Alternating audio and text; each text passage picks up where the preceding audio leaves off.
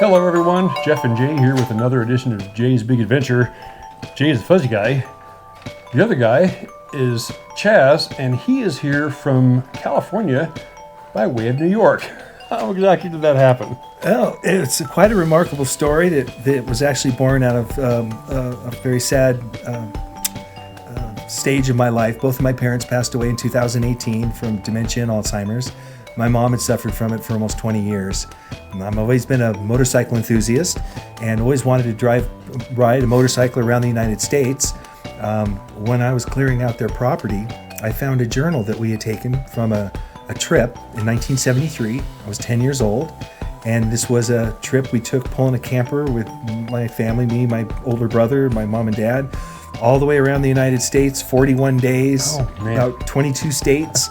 And I said, I think I want to kill two birds with one stone. I want to go out and see the United States. I want to do something in honor of my parents.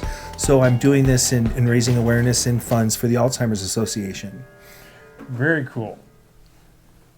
So, I did basically the same trip in 2017. I went 9,300 miles, 17 days of riding time. Oh my God. I went from here to LA all the way to New York, ended up sticking my toes in the water in New Hampshire, and where my twin sister lives, and turned around and came back. So for me, I was gone 30 days and went 9,300 miles. You've already been gone for how many? I've been gone 38 days. Okay. And I still have another 2,000 to go, but I've only done 8,500 miles. So you'll be pretty close by the time you get back. Yeah, but I still won't beat your record. Yeah. Well, we'll see. We're not done with planning the route yet. But I was on a BMW K1600GT. What are you doing this on? I'm kind of on a low-budget Yamaha FJ09. Okay. The first year that they came out with it. Definitely had some deficiencies for a long-distance ride, so I made some modifications to it. Because now, I went 500-600 miles a day. How many miles are you averaging? Yeah, I'm averaging about 330 miles a day. Okay. And it fluctuates between about 280 to 400. But I have done 2 days where I did 500 to 520 miles. And that takes a toll. Yeah, that's a very, very long day, and it's not something that you want to repeat more than one day in a week. And, a lot of guys do these iron butts at, 1,000 miles or 1,500 miles, and that's great. It is a completely different world when you're going 300 or 400 or 500 miles a day every day for a month. It's a very, very different level of preparation, and it's a very different level in your comfort at the end of the 19th day of travel, right? Absolutely. And tomorrow we're going to put sprockets on the bike because those are now worn out. Yes, because when I did the chain, I had to order the sprockets. They weren't available, and they'll end up doing an oil change. And it does appear that we'll have to replace the rear tire for the third time on this trip. Okay, so 3 tires in 45 days. Yep.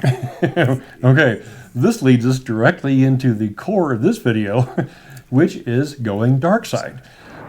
For those of you new to the channel, I have 2 BMW K1600GTs. The white bike is a 2012. Bought that about 4 years ago with 4,000 miles on it. I now have 65,000 miles on it. And long story short, I ended up buying a 2020 K1600 GT just because it has a bunch of additional features that I really liked. One of the things that I've done is I've gone to the dark side on the new bike, and that is putting a car tire on a motorcycle.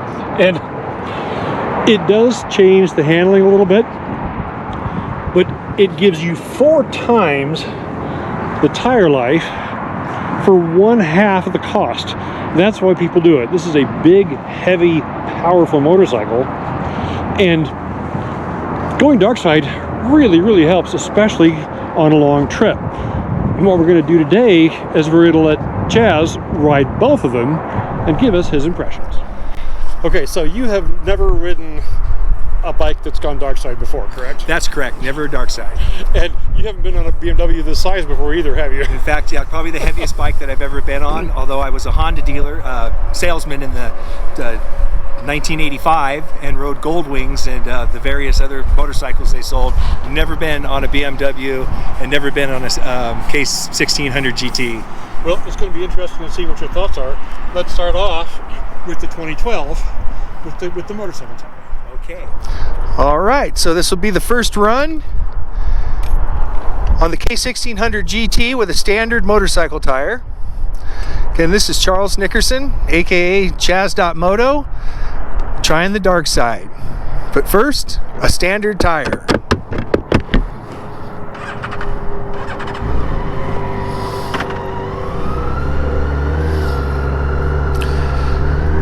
So the feel of a BMW certainly is a smooth machine compared to my FJ. You feel the weight, but it's still very maneuverable, very solid, like it's on rails, and very impressive. It's I feel like I'm quick to adapt to it.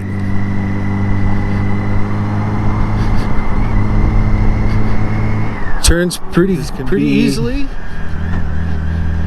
It's very impressive.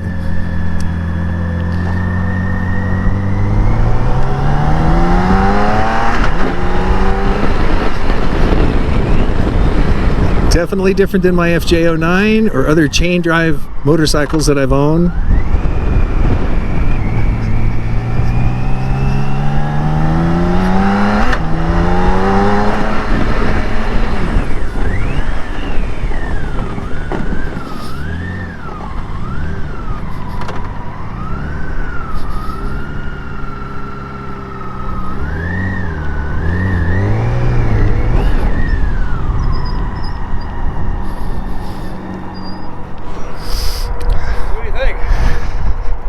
Well, I love it.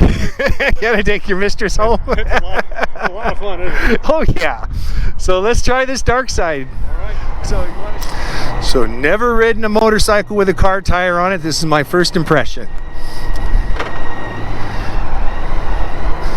But first I'm gonna take it up.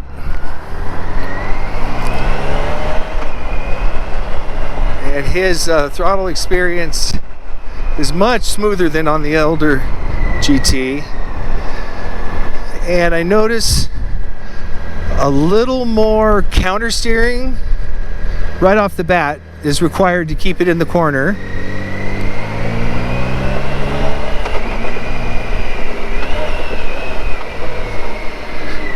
A little more counter steering to maintain the corner, but not having the drop-in experience going from a flat to the rounded corner of a car tire that I expected. Definitely a little more counter steering needs to be applied to maintain the lean angle, but other than that, it feels pretty darn smooth.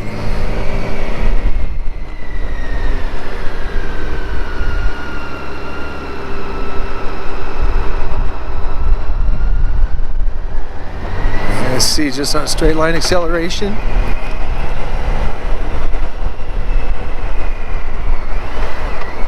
Interesting. Not really what I expected.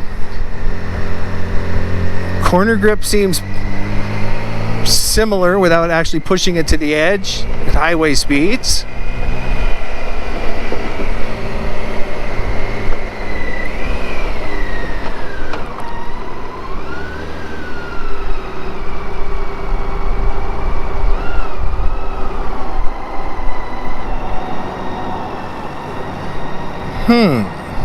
Very interesting. So I guess the big question that everybody wants to know is, can you feel a difference? I do feel a difference. Okay, what do you feel? I feel, like we had discussed before, that it requires consistent counter steering in the corner, a little bit more counter steering to initiate the turn. There's a little bit of a rock if you're changing directions back and forth, like doing a little serpentine. Yep. But other than that, stability seemed really nice, and the counter steering required to keep it in the corner was not off-putting. It just felt a little different, as compared with a rounded motorcycle tire. But I feel that I probably adapted that pretty quick. And when you look at the cost savings and the longevity of a tire, especially if you're going to be doing a really long trip, not have to worry about changing a tire out after 10,000 miles or 3. Yeah. Which I'm going to have to do on my FJ09 tomorrow. It'll be my 3rd tire in 9,000 miles. It is definitely a strong consideration that I'm going to try, I think, on my FJ.